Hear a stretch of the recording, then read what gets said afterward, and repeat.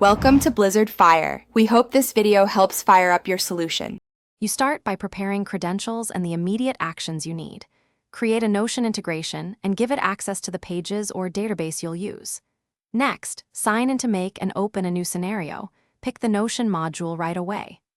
Once done, copy the Notion integration token, the target database or page ID, and note your workspace name. These steps let you authenticate and trigger the automated flow without stopping to search for keys later. You now assemble the middle of the automation. Add a trigger, either a webhook for real-time events or a schedule for periodic checks, and connect it to Make.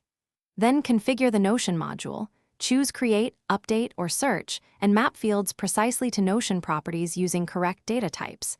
Make sure to insert filters or routers when you need conditional paths. This avoids accidental overwrites.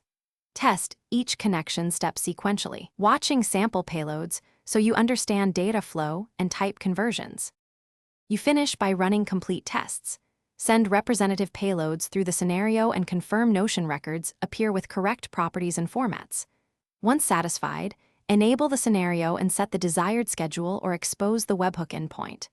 Monitor logs for a few runs to confirm stability. If something fails, first verify the integration token, database, or page ID, and that property types match. Also check rate limits. Rerun the failing step in Make with detailed logs to pinpoint the issue and fix promptly. Thanks for watching. If you found this helpful, don't forget to like and subscribe.